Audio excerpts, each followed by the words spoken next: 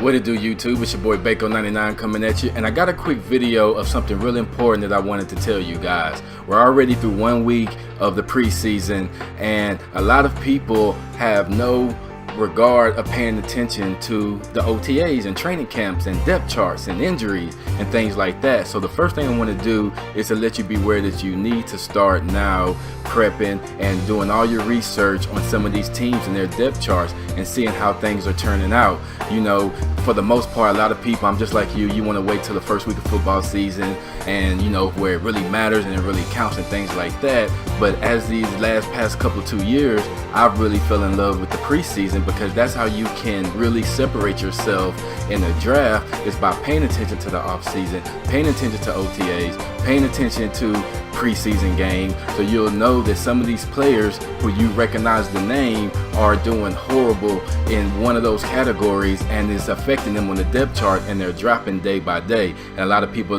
not even aware of it, and they go into their drafts and then they go draft these players and absolutely have no shot to give them value on their fantasy team. So let's get into this video. I have 5 players for you that you need to stay away from, and I also have 4 little injuries just to kind of keep an eye out on, and let's get into it. First on my list of trash garbage players that you should totally stay away from is Dorial Green-Beckham, DBG. And if you guys have not been paying attention, he's been traded to the Eagles offense. Number one, this is not a Chip Kelly offense. This is a West Coast offense where you dink and dunk, hit your possession receivers, and then have your X receiver go long for a pass, which will not be Dorial Green-Beckham, but probably Aguilar or Chris Givens, you know, for that matter, but it won't be him. So number one, pay attention to the coach and the scheme of the New York Eagles, where he has recently been traded to. But there's been people who've actually drafted him within these past 2 weeks, and my God, if you were the ones who've already done some drafts and you drafted him, you have severely limited your chance of winning the Super Bowl, because it's almost like taking a whole draft pick, a whole draft slot, and just shooting and throwing it out the window. Bye-bye is what you're doing when you're drafting Dorial Green-Beckham. And so let's rewind back to before he was traded. He was number 5 on Tennessee Titans depth charts. Number one, the Tennessee Titans don't even throw the ball that much. So in any right mind, take away the names, would you pick the number 5 receiver on the current depth chart for a team that doesn't even throw the ball that much? You wouldn't. So therefore, stay away from Beckham. He's had issues in college, and think if I'm not mistaken, he's been booted from 2 schools if I'm not mistaken, and then he's coming to OTAs. He's overweight. Everybody likes the physical physique and the so-called possible speed that he can possess. He's never shown that. Can't crack any depth charts. Been traded. He's already number 4 on the Eagles depth chart, and in the West Coast offense, it's not even a good fit for him. So stay away from Dorial Green-Beckham. Moving along. So next we have Seferian-Jenkins. Stay away. That's the main message you're going to hear me say throughout this whole video, is stay away. Did you currently know that he's number 3 on the depth charts at Tampa Bay? We all probably know Seferian-Jenkins. I hate saying that name, but it's pretty much, you can say, is almost a household name. At least people know of him. And then when you get down to the later parts of the draft and players are becoming scarce and you start to kind of get a little fidgety, you see a name you recognize and you go with him. But I bet your name you won't probably, or most of you at least won't probably recognize, and that's Cameron Brate, which is, by the way, is a starting tight end. By the way, you got all the coaches in training camp raving about his improvement, and they say the boy's been balling. Say he's making plays. His 1 weak area was blocking. They say he's made major strides and improvements in that, and he's sitting at the number 1 starting tight end for currently right now, and it's going to stay like that. I say currently, but he's a starting tight end, and he'll be the starting tight end in week 1. So are you going to take a 3rd string tight end? No. So remember the name. It's Cameron Brate, tight end for the Tampa Bay Buccaneers, is starting. Jenkins is trash. Jenkins ain't playing. Stay away from him too. Moving right along, the next one we have, and this is a prime example of what I'm talking about. If you want a true example, if you go look at my channel, I put up a sleeper of 2016 video, and these were sleepers that were mostly mid to late round, but really sleepers. I did this maybe 2-3 weeks ago, and on that sleeper, one of the biggest ones I raved about was Ladarius Green and how he's playing for the Pittsburgh Steelers. And I knew about, he had a foot injury where he had a plate inserted in his foot, so I knew about that, but I'm thinking it's been working, all off season. He had it in the off season, but it was at the beginning of the off season, so plenty of time where it should heal at. So I wasn't even worried about that, and I actually put him on my sleepers list. Fast forward 3 weeks later, the man hasn't even stepped on the field with Pittsburgh, and his most recent reason for not are headaches. Headaches. I'm talking about headaches, like out of novice in practice, headaches. Raise your hand if you had a headache that truly stopped you from going to work.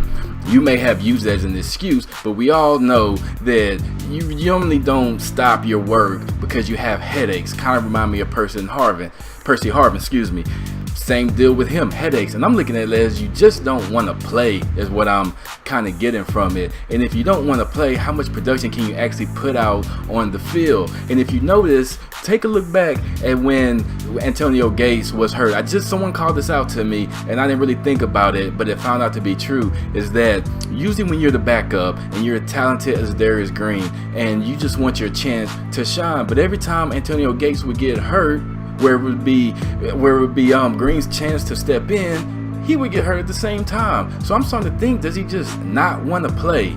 Is really what it's coming down to. So you have a plate in your foot, and now you're missing what is now in the 2 weeks if you count OTAs, and then you count the first week of the preseason, and you haven't stepped on the field yet. So what are you going to do week 1? What are you going to do week 2?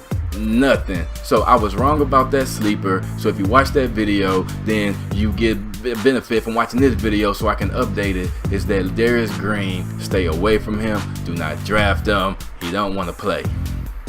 Headaches. Next on my list, I have Kendall Wright. Now, if you look at any type of magazines, go to your local Walmart, HEB, whatever store that has fantasy magazines, you're always going to see Kendall Wright in that magazine, whether it's a sleeper or whether it's a breakout player. And you need to kind of stay away from default rankings. Default rankings are come out before training camps even start, and half of them they're written a month before training camp even start. So how do you really know how things are going to unfold? So if you've been paying attention to the Titans training camp, you'd have seen that Mariota has specifically been working with Rashad Matthews, and the boy, I can't think of his name right now. Let me look real quick. It's Ty Sharp. Reports that he's been balling out. So you got Kendall Wright third on the depth chart, and I've been a victim of Kendall Wright. I'm pretty sure many of you have been a victim of Kendall Wright. I've drafted him before because every year you always see those default rankings. You think he's going to be a sleeper, and he never ever produces. So he's another one to just stay away from him. He's not going to get that many touches. I believe he's dealing with some nagging injuries, so he's not really been in the flow and getting the work in and off season and training camp and things like that. So just another player that you just have to pay attention to these, to just the off seasons and the preseason games and all the reports of the training camps. The NFL Network, went through a spurt where they was taking you to each training camp and things like that. If you watch it enough, they'll give you a little bit of insight. And I'm not saying go click on ESPN and then find Kendall Wright and read the first line where it says, oh, he's doing this, he's doing good. The coach is going to say that. They're not going to throw the players under the bus. But if you do your research, I use fantasyalarm.com, and I listen to the show Fantasy Alarm on Sirius XM Radio. Them boys are bad. Jeff Mann's, y'all gotta go check out fantasyalarm.com. But find your websites, find your people who know what they're talking about, who really take the time to deep dive into these training camps and learn and research what's going on with these training camps. Because I bet you any money that you'll be in the draft and you'll be getting down into the later rounds, and then, like I said, you get all fidgety, you're trying to look for someone, you're against the clock, and you see a name, oh, Kendall Wright, I know him, and then you pick him. Another wasted draft position. Now, I saved the best for last, and that is Rueben Randle, which, by the way, has been traded to the Eagles. Have y'all kind of noticed the theme of the Eagles? It's almost like they're just trying to stack up depth at the wide receiver position in case they have some big injury. But I'm telling you right now, the depth chart for the Eagles is Jordan Matthews, is Nelson Aguilar, and is Chris Givens. Those are the guys that if you get anybody from the Eagles that you need to get. It's not going to be Dorial Green-Beckham. We already went over that. And it's not going to be Rueben Randle because he had by far the worst training camp of any wide receiver so far. Like I've mentioned the Fantasy Alarm show, I listened to Jeff Mann's, and this was the analogy he said. He said you could literally go to, I think, like Tijuana, buy a donkey, bring him to the Eagles training camp, walk the donkey to midfield. The donkey could take a shit on midfield, and that donkey would have had a better training camp than Rueben Randle. I'm gonna leave it at that. So that was my 5 trash garbage players I'm saying stay away from in every league. I don't matter if it's standard, if it's PPR, if it's an auction league, stay away from them and don't draft them. So moving along, the last thing I have for you is a small quick injury update of 4 players who is nothing really to worry about for most of them, but you still kind of want to know what's going on with them. So that case, if you do draft them, you may want to pick probably a backup that you know that may could step in if some of these nagging injuries, you know, continue to nag onto the season. But for the most part, they're nothing really serious. It's just something you want to pay attention to. So the first one I have is Ladarius Green. Now I already went over him, but I'm gonna do it again because I did put him on my sleeper because I was really high on Ladarius Green. But as things unfold, not along is it with the foot, he's now complaining about headaches. I've even seen a report, which I don't believe it to be totally true, but it's still out there, that these headaches could end up potentially being career ending. Like I said, don't really think that's the case, but definitely is something to watch out on, because how many people drafted Percy Harvin a couple years back and missed a boatload of games doing the headaches?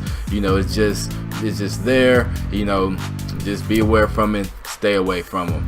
And then the next person I have is Greg Olsen. Now Greg Olsen is good to go, you can draft him, but he did have back spasms this week and did miss a couple of days of practice. The reason why I kind of just want to call that to your attention is I remember I'm a Houston Rockets fan, Texans, Astros, but I remember Houston Rockets Tracy McGrady when he had his knee injury, but along with that he was having these back spasms. They would come and go throughout the year, you know, just randomly hit him. He'll miss 1 or 2 games, then he'll play for a couple games, then it'll hit him again, and he'll go out halfway during the game. So it's just something you want to watch out for. If you take Greg Olsen, totally fine, take him whenever you can get him, but still have a good backup or pay attention to the waivers and then the weekly injury reports when the season starts to make sure that this doesn't become an issue for him moving forward, and I think you'll be okay with that. So to wrap things up, my last 2 players I got that was on the injury report to watch out for this week. One was Tyler Eifert. Now from the beginning of preseason, he was already slated to miss the first 4 weeks of the season, but reports are saying that he should only be in the walk-in booth for 1 more week. So if we're lucky, he could come back sooner than the 4 weeks, but definitely if you take him in the draft, be prepared that he could miss the first 2 to 4 weeks of the season. Get you a good backup that can hold it down for, you know, the first quarter of the season until Eifert comes back, gets his feet under him, and gets the ball rolling and picks up where he left off last year. So just be aware of that. If you draft him, he's probably not going to start for you the first couple of weeks, possibly up to the first 4 weeks. Have a backup plan. And then the last player I have is Jordan Matthews. I don't think this is too seriously, but he is reported that he probably will miss the next 2 weeks of the offseason due to a knee injury. I'm pretty sure that a good percentage of that is just precautionary measurements, because in preseason you don't want to risk anything, but it's still worth noting because he's going to be out for 2 weeks. So keep that in mind. You know, these 4 players, well really 3, because Darius Green, you're going to scrap him like he doesn't even exist this year. So keep in mind the 3 players and be prepared in your draft that if you take them, it's a possibility they could have a little bit of nagging, lingering injuries to begin the season. So make sure you got that back up.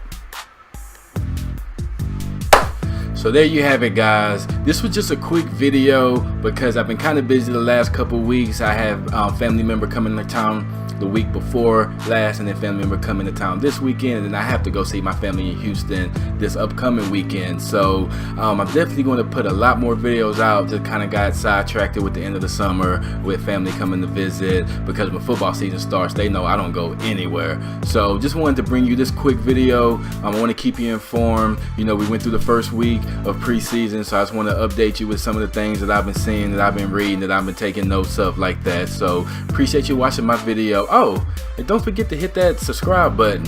I appreciate it. And also, if you like the video, do your boy a favor and hit that like button. It all helps me at the end of the day. You know, the more traction I get, the more pumped I am to bring more videos to you. So don't forget to do that. And also, don't forget to check out my gaming channel. Madden 17 is right around the corner. I believe it comes out next Tuesday. So I'm going to be pumped. I'm going to be doing gameplay gameplay video. I'll be doing videos of my ultimate team and everything like that. And if I could come up with some creative way to kind of incorporate some Madden footage with some of the fantasy real life, you know, content, I'm gonna try to do that just to kind of keep things fresh for you. So check it out and appreciate you watching.